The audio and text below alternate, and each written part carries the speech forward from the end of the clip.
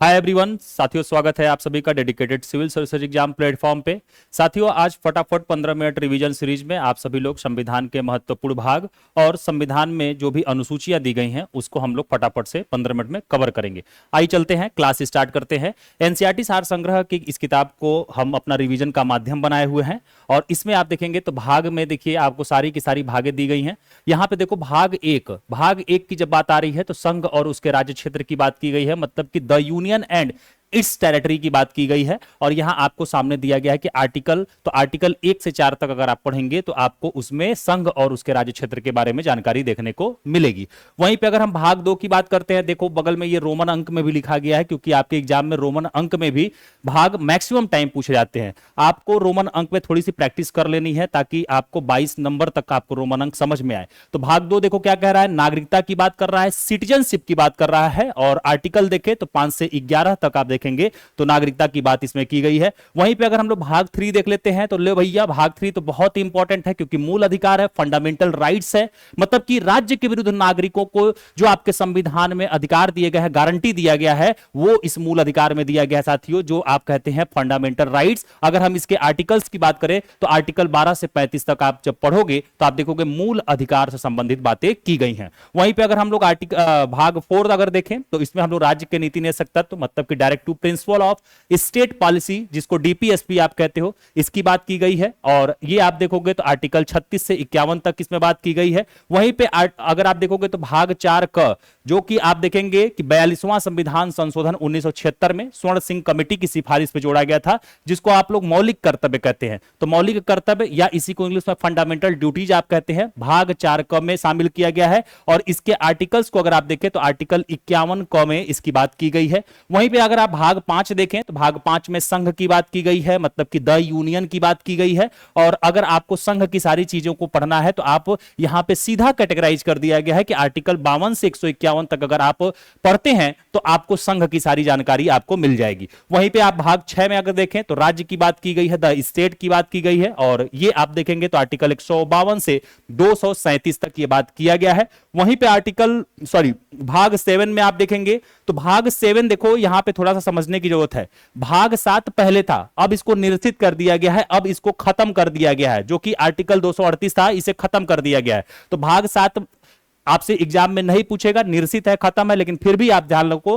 देखो यहां पे कहा जा रहा है कि पहली अनुसूची के भाग ख के राज्य संविधान 7वें संविधान संशोधन अधिनियम 1956 के द्वारा इसको क्या कर दिया गया, खत्म कर दिया गया। तो ये बात बस ध्यान रखो कि जब भाग 7 था उसको कब खत्म किया गया। वहीं पर अगर आप भाग 8 की बात करते हैं तो भाग 8 में केंद्र शासित प्रदेश की बात की गई है, द यूनियन टेरिटरी की बात की गई है मेरे प्यारे साथियों। और अगर यूनियन टेरिटरी के बारे में आपको संविधान में जानकारी लेनी है तो आप आर्टिकल 239 से 242 तक पढ़ लो, आपको यूनियन टेरिटरी के बारे में जानकारी मिल जाएगी। ये सारी की सारी बातें एग्जाम ओरिएंटेड है, आपसे पूछा जाता है। भाग 9 की अगर हम बात करें तो पंचायतों की बात की जाती है, और पंचायतों को अगर आपको पढ़ना है तो आर्टिकल आपने हमेशा देखा होगा कि एग्जाम में पूछा जाता है 243 से 243 अण तक पंचायतों की बात की गई है आर्टिकल्स में। और अगर आपसे भाग पूछे तो भाग 9 में बात की गई है। अब आप लोग कमेंट सेक्शन में ये बताइएगा कि पंचायत में कुल कितने विषय शामिल किए गए हैं। ये आपका दायित्व है कि आप कमेंट सेक्शन में जब इस क्लास को देखेंगे तो बताएंगे, ठीक है। चलो आगे की तरफ चलो, आगे की तरफ चलो। देखो ये क्लास सिर्फ और सिर्फ मैं इसीलिए शुरू किया हूं बाबू, ताकि आप खाना खाते समय आपको जब पढ़ने में मन न लगे तो आप फटाफट से चीजों को रिवीजन कर लो, ठीक है ना। ये सिर्फ और सिर्फ एज इट इज एक रिवीजन क्लास है, जो कि आपको थोड़ा सा ये रहेगा कि न पढ़ने से बढ़िया है कि कुछ तो चीजें सिखा करके ही जाएगी। ओके, अगर अच्छा लग रहा होगा ये क्लास, आपको पसंद आ रही होगी, तो आप सभी लोग इस क्लास को लाइक करना, शेयर करना और भी बच्चों को बताना। चलो आगे की तरफ बढ़ते हैं। वहीं पे आप देखो भाग 9 की बात कर रहा है। भाग 9 में तो आप पंचायत देखें, लेकिन 9 क उसकी सब कैटेगरी में आप देखेंगे तो नगर पालिकाओं की बात की जाती है। और नगर पालिका में कुल कितने विषय हैं ये आप कमेंट सेक्शन में बताओगे। वहीं पे भाग 9 ख के बारे में आप देखोगे तो सहकारी समितियों की बात की गई है, द कोऑपरेटिव सोसाइटीज की बात की गई है। वहीं पे आप देखोगे तो भाग 10 में अनुसूचित अनुसूचित और जनजातीय क्षेत्र के बारे में बात किया गया है। किसके बारे में बात किया गया है? अनुसूचित और जनजातीय क्षेत्र के बारे में भाग 10 में बात किया गया है। भाग 11 में अगर आप देखोगे तो संघ और राज्यों के मध्य जैसा संबंध होता है उस संबंध के बारे में बात किया गया है। वहीं पे भाग 12 की बात करते हैं तो वित्त, संपत्ति, संविदाएं और वाद की बात की गई है, मतलब कि फाइनेंस, प्रॉपर्टी, कॉन्ट्रैक्ट्स और साइट्स की बात की गई है यहां पे। वहीं पे भाग 13 में आप देखोगे तो भारत के राज्य क्षेत्र के भीतर जो भी व्यापार होगा, वाणिज्य होगा, समागम होगा, उसकी बात की गई है। भाग 14 में आप देखोगे तो संघ और राज्यों के अधीन जो भी सेवाएं होती हैं, जो आपने देखा होगा ना, जैसे संघ के अधीन आपने देखा होगा कि कई अखिल भारतीय सेवाएं होती हैं, आईएएस है, आईपीएस है, आईएफएस है, उसी तरीके से राज्यों के अधीन भी कुछ सेवाएं होती हैं। इन सारी की बातें किसमें की गई हैं? भाग 14 में। भाग 14 क याद रखना, 14 क अधिकरण की बात करता है, ट्रिब्यूनल्स की बात करता है। भाग 15 आप देखोगे तो निर्वाचन की बात करता है। और फटाफट से आप लोग बताने का प्रयास करिएगा कि कौन से आर्टिकल में निर्वाचन की बात की गई है और भारत में कितने मुख्य निर्वाचन आयुक्त होते हैं और उनमें सदस्य शामिल होते हैं, ये आप बताइए, और उनके कार्यकाल कितने होते हैं ये आपको फटाफट से कमेंट सेक्शन में बताना है। मैं भी सारी चीजों का रिवीजन करा रहा हूं, आप भी कुछ चीजों को कमेंट सेक्शन में लिखना ताकि आपका और अच्छे से रिवीजन हो। भाग 16 आप देखो कुछ वर्गों के संबंध में विशेष उपबंध की बात करता है, जैसे कि वो कौन से वर्ग हैं? अनुसूचित जातियां हैं, अनुसूचित जनजातियां हैं, पिछड़े वर्ग और आंग्ल भारतीयों के संबंध में कुछ विशेष उपबंध दर्शाता है, यह होता है भाग 16। भाग 17 आप देखो राजभाषा की बात करता है, ऑफिशियल लैंग्वेज की बात करता है। आर्टिकल्स यहां से आपसे बड़ा पूछे जाते हैं, तो मतलब अगर राजभाषा की बात करनी है तो आर्टिकल 343 से 341 तक अगर आप पढ़ते हो तो आर्टिकल्स की यहां आपको बात देखने को मिलेगी, किसकी? राजभाषा की। भाग 18 आप देखोगे तो आपात उपबंध, इमरजेंसी प्रोविजन की बात करता है। और आप सभी से मैंने कल ही वाली क्लास में कहा था कि भारत में 3 प्रकार के आपातकाल की व्यवस्था है, आर्टिकल 352, आर्टिकल 356, आर्टिकल 360। 352 क्या है? राष्ट्रीय आपातकाल। 356 क्या है? राष्ट्रपति शासन। 360 क्या है? वित्तीय आपातकाल। और आप लोगों ने बताया अभी तक नहीं है उस पिछले वीडियो में कि इसका आंसर किसी ने नहीं दिया, लेकिन मैं एक बार फिर से पूछ रहा हूं, ये तीनों आपातकाल भारत में कब कब लगे हैं? अगर इसके बारे में आपको कोई भी जानकारी है तो आप फटाफट से लिखिए। और ये तीनों आपातकाल अगर लगे हैं तो किस राष्ट्रपति के समय में लगे हैं, कब लगे हैं, कब लगाए गए थे, क्यों लगाए गए थे, ये सारी बातें कमेंट सेक्शन में लिख देना, आपका एक फटाफट से रिवीजन हो जाएगा। वहीं पे भाग 19 आप देखोगे तो प्रकीर्ण की बात करता है, मतलब कि जो भी चीजें छूटी हैं, मिसलेनियस पॉइंट। हिंदी वाले बच्चे प्रकीर्ण में कंफ्यूज रहते हैं। मिसलेनियस जो भी छिटपुट चीजें छूटी हैं उनको एक जगह समाहित कर देना। मिसलेनियस बातों को भाग 19 में शामिल किया गया है, ये आपको यहां से ध्यान रखना था, ठीक है, ये आपको यहां से ध्यान रखना था। देखो साथियों, गर्मी में आपके लिए इस तरह की क्लास ले आ रहा हूं, तो प्लीज आप लोग प्लीज वीडियो को लाइक शेयर किया करिएगा और भी लोग साथियों को बताइएगा कि भाई यहां पे इस प्लेटफॉर्म पे आपको किस माध्यम से रिवीजन कराया जा रहा है। चलिए, ये छोटे छोटे बस कैप्सूल दे रहा हूं जहां से एग्जाम में आपसे क्वेश्चन पूछे जाते हैं। वहीं पे आप देखेंगे भाग 20 किसकी बात करता है? संविधान का संशोधन की बात करता है, अमेंडमेंट ऑफ कॉन्स्टिट्यूशन की बात करता है। भाग 21 आप देखेंगे तो अस्थायी, संक्रमणकालीन और विशेष उपबंध की बात करता है। और भाग 22 आप देखेंगे तो संक्षिप्त नाम, प्रारंभ, हिंदी में जो भी प्राधिकृत पाठ और निरसन की बात है, ये सब भाग 22 की बात होती है। वहीं पे आप देखिए नीचे की तरफ इस बुक में लिखा गया है कि भारतीय संविधान के भाग 11 का अध्याय 1 संघ और राज्यों के मध्य विधायी संबंधों, मतलब कि लेजिस्लेटिव रिलेशनों को क्या करता है? दर्शाता है। तो यहीं पे देखिए हम लोगों ने करीबन 8 मिनट में भाग खत्म कर लिया। अब आइए फटाफट से हम लोग यहां पे अनुसूचियों को खत्म कर लेते हैं जल्दी जो इस एनसीईआरटी सार संग्रह में अनुसूचियों की बात की गई है, इन अनुसूचियों को फटाफट से देख लेते हैं। देखो यहां पे थोड़ा सा चीजों को मैं समझा देता हूं हल्का सा। देखो प्रस्तावना क्यों रखा गया संविधान में? प्रस्तावना एक समरी होता है। मान लो कोई फॉरेन का व्यक्ति है और आ रहा है भारत के संविधान को उसको समझना है, तो वो क्या करेगा? प्रस्तावना को देख लेगा। छोटे से एक पेज को जब पढ़ेगा तो समझ जाएगा कि इनके संविधान में किस चीज की बात की गई है, क्या क्या बात की गई है, कैसी समानता की बात की गई है कि नहीं की गई है, स्वतंत्रता की बात की गई कि नहीं की गई है। जब उसको थोड़ा और डीप जाना होगा तो क्या करेगा? अनुसूचियों में पहुंचेगा। और डीप जाना होगा भाग में पहुंचेगा, और सबसे डीप जाना होगा तो वो फिर आर्टिकल से पहुंचेगा। इसीलिए सारी कैटेगराइज चीजों को अच्छे तरीके से स्टेप बाय स्टेप किया गया है। अब अनुसूचियों की अगर हम लोग बात कर लेते हैं तो देखो यहां कहा जा रहा है पहला पॉइंट कि भारत के मूल संविधान में कुल कितनी अनुसूचियां थी? तो आप सभी लोग पढ़ते हो ना कि 8 अनुसूचियां थी, लेकिन वर्तमान में कितनी अनुसूचियां हो गई है बाबू? 12 अनुसूचियां हो गई हैं। अब इसी तरह से आपसे अगर पूछा जाएगा कि जब हमारा संविधान बनकर के तैयार हुआ तो कितने भाग थे, तो आप कहेंगे 22 भाग उस समय थे, लेकिन अभी वर्तमान में सब कैटेगरी जुड़ते हुए 25 हो गए हैं। अगर आपसे पूछा जाएगा कि जब हमारा संविधान बना तो कितने अनुच्छेद थे, तो 395 अनुच्छेद थे, लेकिन आज वर्तमान में आप देखोगे तो उसकी सब कैटेगरी में जुड़ते जुड़ते 465 उपबंध हो गए हैं, 465 अनुच्छेद शामिल हो गए हैं। ये क्लियर रखना। ठीक है। वहीं पे देखो सेकंड कहा जा रहा है कि भारतीय संघ में नए राज्य के गठन का प्रावधान किस अनुसूची में किया गया है। अगर किसी नए राज्य का गठन करना है तो यह प्रथम अनुसूची में इसकी बात की गई है। अभी हम लोग अनुसूची को पूरा बॉक्स वाइज देखेंगे। देखो आपसे यहां पे कहा जा रहा है कि भारतीय संविधान की प्रथम अनुसूची राज्य के नाम तथा उसके राज्य क्षेत्र का विवरण आप देखेंगे तो प्रदान करती है। अगला पॉइंट कहा जा रहा है कि भारतीय संविधान में 9वीं अनुसूची को किस संविधान संशोधन के माध्यम से जोड़ा गया था। 9वीं अनुसूची मेरे भाई, 9वीं अनुसूची क्या है? अभी देखो मैं अनुसूचियों पे पूरा कंप्लीटली नहीं आया हूं, लेकिन आप लोग कमेंट सेक्शन में फटाफट लिखो कि 9वीं अनुसूची क्या है। ये 9वीं अनुसूची आप देखेंगे तो पहला संविधान संशोधन किया गया 1951 में, उसके तहत ऐड किया गया था, ये ध्यान रखिएगा।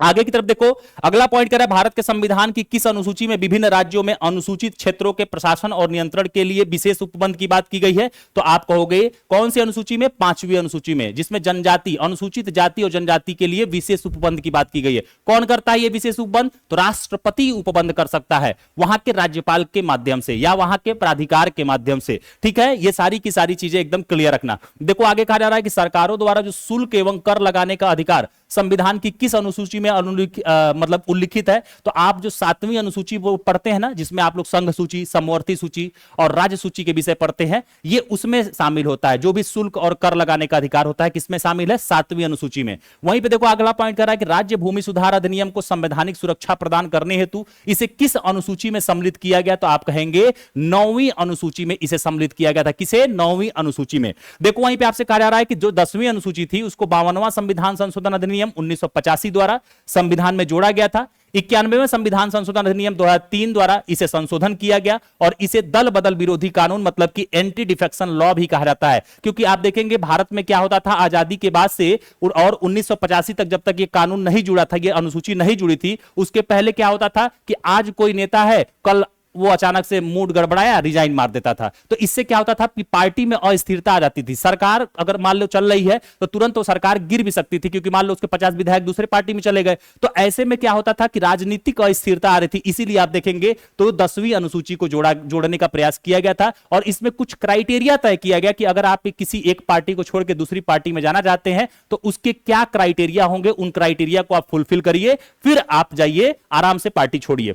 अगला देखिए यहां पे कहा जा रहा है कि अंग्रेजी भारत में बोली जाने वाली एक प्रमुख भाषा है, परंतु इसे संविधान की 8वीं अनुसूची में शामिल नहीं किया गया है। यह ध्यान रखिएगा। आपसे पूछता है ना कि 8वीं अनुसूची में किसकी बात की गई है, तो आप लोग कहते हैं कि 22 भाषा की बात की गई है, लेकिन क्या उस 22 भाषा में अंग्रेजी शामिल है? बहुत सारे बच्चों को लगता है कि भैया अंग्रेजी में ही सारे काम होते हैं, तो अंग्रेजी तो शामिल होगी, लेकिन याद रखिएगा इस 8वीं अनुसूची में अंग्रेजी को शामिल नहीं किया गया है। अब आइए फटाफट से हम लोग सारी अनुसूचियों का विवरण देख लेते हैं, संक्षिप्त विवरण एक एक करके, जो भी आपकी 12 अनुसूचियां हैं इनके बारे में।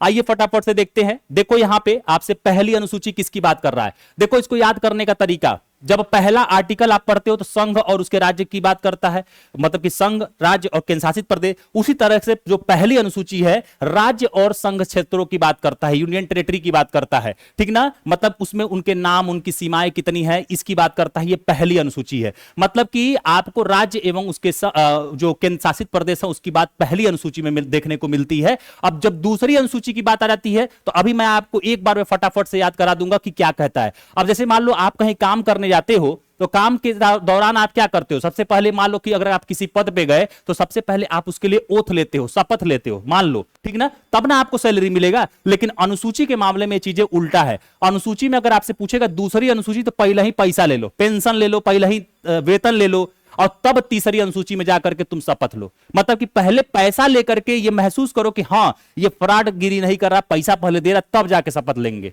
जैसे लोग नहीं देखते हो, लोग कहते हैं नौकरी लगवा देंगे, तो बहुत सारे लोग क्या कहते हैं कि पहले हमारा लगवा दो, एक सैलरी पा जाएंगे तब ना हम विश्वास करेंगे। तो उसी तरीके से याद कर लेना कोट करके कि अनुसूची के मामले में पहले पैसा है फिर शपथ है, लेकिन रियल वे में क्या होता है, पहले ओथ लेते हैं फिर से क्या करते हैं, पैसा मिलता है, वेतन मिलता है। लेकिन अनुसूची के मामले में क्या होगा, पैसा पहले आ जाएगा। तो पहली अनुसूची केंद्र और राज्य और संघ शासित के बारे में, प्रदेशों के बारे में बात करती है। दूसरी अनुसूची किसकी बात की, तो पेंशन की बात की, वेतन की बात की, ठीक है। किसके किसके बात करती है, तो जैसे आप देखो राष्ट्रपति, राज्यपाल, लोकसभा, राज्य विधानसभाओं के अध्यक्ष, उपाध्यक्ष, ये सारे जितने भी आपके संवैधानिक पद हैं, इन सभी के जो वेतन होते हैं, इन सभी के वेतन आप देखेंगे तो दूसरी अनुसूची में शामिल किए गए हैं। वो भले भारत की संचित निधि से दिया जाता है। मतलब तीसरी अनुसूची में शपथ की प्रावधान आती है, तो इसको याद करने का तरीका देखो, जितने भी संवैधानिक पद हैं इन सभी का शपथ तीसरी अनुसूची के ही आधार पे होता है। बस 3 लोगों का शपथ नहीं होता है। अब आप देखो यहां पे मैं आपको 2 नाम बताता हूं, वो 2 नाम और तीसरा आप खुद बताओगे। पहला राष्ट्रपति, क्योंकि राष्ट्रपति अपने आर्टिकल 60 के तहत शपथ लेते हैं, इसलिए आपसे कई बार पूछा जाता है कि तीसरी अनुसूची में किसका शपथ शामिल नहीं है, तो आप कहोगे राष्ट्रपति का नहीं। फिर आर्टिकल आप देखोगे 259 के तहत राज्यपाल शपथ लेते हैं, तो राज्यपाल के भी शपथ का प्रावधान यहां पे नहीं है। और तीसरा नाम आप बताओगे, वो तीसरा नाम कौन सा है, तो चलो मैं ही बता देता हूं, आप लोग बताओगे नहीं, उपराष्ट्रपति साहब। उपराष्ट्रपति साहब भी अपने आर्टिकल के आधार पर शपथ लेते हैं। ये 3 लोग ऐसे हैं जिनके शपथ का प्रावधान तीसरी अनुसूची में नहीं है। इनके अलावा मंत्री फंत्री सांसद फांसद कुछ पूछे, न्यायाधीश सबको तीसरी अनुसूची लगा के आना, ये ट्रिक है, ये तैयार कर लेना। चौथी अनुसूची में जब आप आओगे तो चौथी अनुसूची में आप देखोगे संघ और राज्य क्षेत्रों के लिए राज्यसभा में स्थानों का आवंटन की बात की गई है। मतलब आप तो देखते हैं ना, कला साहित्य विज्ञान मनोरंजन के क्षेत्र से जो राज्यसभा में सीटें आवंटित होती हैं, और भी जो राज्यसभा में सीटों का आवंटन होता है, इन सभी की बात किसमें की गई है, चौथी अनुसूची में। पांचवी अनुसूची की बात करते हैं तो याद रखिएगा एससी और पांचवी अनुसूची में देखो अनुसूचित क्षेत्र और जनजाति के प्रशासन तथा नियंत्रण से जुड़े प्रावधान, मतलब कि एससी और एसटी के विशेष प्रबंधन की बात की जाती है पांचवी अनुसूची में। और वहां विशेष प्रबंधन करता कौन है, तो राष्ट्रपति साहब करते हैं अपने किसी उप अधिकारी के माध्यम से, चाहे वहां राज्यपाल हो उसके माध्यम से या कोई विशेष प्राधिकारी हो उसके माध्यम से, राष्ट्रपति वहां जो चाहे वो चीजें कर सकते हैं, ये ध्यान रखिएगा। मतलब कि लोगों के हस्तक्षेप को रोका जाता है, क्योंकि भाई वो ऑलरेडी समाज के मुख्य धारा से कटे हुए हैं, तो इसलिए राष्ट्रपति को यहां पावर दिया जाता है कि वहां पे कोई उनके साथ हस्तक्षेप न करे। इसलिए राष्ट्रपति आप डायरेक्ट यहां पे उनके लिए प्रबंध करिए, ये अनुसूची 5 कहती है। अनुसूची 6 आप देखोगे कितनी बार एग्जाम में पूछा गया है, असम मेघालय त्रिपुरा और मिजोरम, ये 4 राज्य याद रखिएगा, असम मेघालय त्रिपुरा और मिजोरम। यहां के जो भी जनजातीय क्षेत्र हैं, मतलब कि जो भी शेड्यूल्ड ट्राइब्स हैं, उनके बारे में विशेष प्रबंधन करने की राष्ट्रपति को शक्ति दी गई है अनुसूची किसमें, 6 में। ये क्लियर हो गया, ये क्लियर रखिएगा। मतलब कि अनुसूची 6 के आधार पर असम मेघालय त्रिपुरा मिजोरम में राष्ट्रपति अपने माध्यम से या अपने किसी उपाधिकारी के माध्यम से विशेष प्रबंधन कर सकता है, किसके लिए, वहां की जनजातीय शेड्यूल्ड ट्राइब्स के लिए। अब यहां पे थोड़ा सा ध्यान रखिएगा कि आपसे एग्जाम में कंफ्यूजन करता है। 5वीं में आपने देखा एससी एसटी दोनों के लिए बात की गई है कंप्लीटली पूरे भारत के आधार पे, लेकिन 6वीं में असम मेघालय त्रिपुरा मिजोरम के केवल एसटी की बात की गई है, एससी की बात नहीं की गई, केवल शेड्यूल्ड ट्राइब्स की बात की गई है। ये एकदम क्लियर रखिएगा। यही सब बतिया तो आपको एग्जाम में घुमा देता है और आप लोग गलत करके चले आते हैं। तो देख रहे हैं यहां पे आपको वही कंटेंट, सारी चीजें आपको दिया गया है जो आपके कंटेंट पूछे जाते हैं। अब आइए आगे की तरफ हम लोग बढ़ते हैं। अब इसी तरीके से हम लोग देखते हैं अगली अनुसूची के बारे में। 6वीं अनुसूची आपने देख लिया, 7वीं अनुसूची देखिए, संघ सूची, राज्य सूची, समवर्ती सूची। मतलब कि जो आपने देखा होगा ना, संघ सूची जिसपे कानून बनाने का अधिकार केंद्र को होता है, राज्य सूची जिसपे कानून बनाने का अधिकार राज्य को होता है, और समवर्ती सूची जिसपे कानून बनाने का अधिकार संघ और राज्य दोनों को होता है। ये तीनों की तीनों बातें 7वीं अनुसूची में की गई है। अब आप कॉमेंट सेक्शन में ये बताओगे कि वर्तमान में संघ सूची में, राज्य सूची में, समवर्ती सूची में कुल कितने विषय शामिल हैं। और अभी तो इधर लेटेस्ट एग्जाम में आप देखोगे कि यह भी पूछने लगा कि कौन समवर्ती सूची का विषय है, कौन संघ सूची का विषय है और कौन राज्य सूची का विषय है। रुके रहना, कल वाले अगली क्लास में आपको वो भी देखने को मिलेगा। इसीलिए मैं कह रहा हूं कि ये जो बुक है ये बहुत रामबाण बुक है, बहुत शानदार बुक है, इसीलिए ये बेस्ट सेलिंग हो रही है। मुझे इससे मोहब्बत हो गया इसके कंटेंट देख करके। 8वीं अनुसूची देखो, संविधान द्वारा मान्यता प्राप्त 22 भाषाओं की बात करती है, और आपको बताना है कि लास्ट में वो 4 भाषा कौन से अमेंडमेंट के तहत जोड़ी गई थी, ये आप बताना फटाफट से, ठीक ना, कमेंट सेक्शन में। 9वीं अनुसूची देखो तो इसमें आप देखो भूमि सुधार की बात की गई है।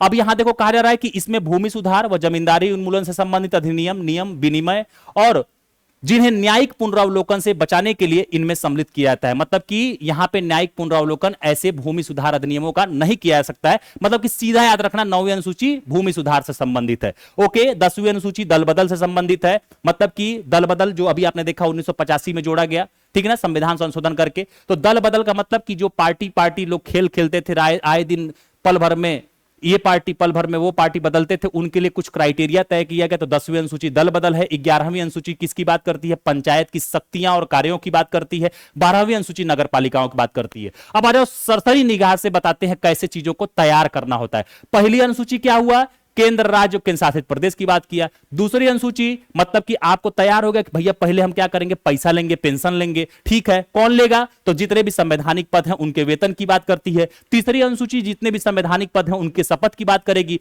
बस राष्ट्रपति, उपराष्ट्रपति और राज्यपाल के शपथ को छोड़ करके। चौथी अनुसूची क्या करेगी, राज्यसभा में सीटों का आवंटन की बात करेगी। पांचवी क्या करेगी मेरे भाई, अनुसूचित जाति और जनजाति क्षेत्रों में विशेष प्रबंधन राष्ट्रपति कर सकते हैं, इसकी बात करती है। छठवीं किसकी बात करती है, असम, मेघालय, त्रिपुरा, मिजोरम, ये 4 राज्यों में जो जनजातीय हैं, शेड्यूल ट्राइब्स हैं, उनके बारे में राष्ट्रपति की विशेष प्रबंध की बात करती है।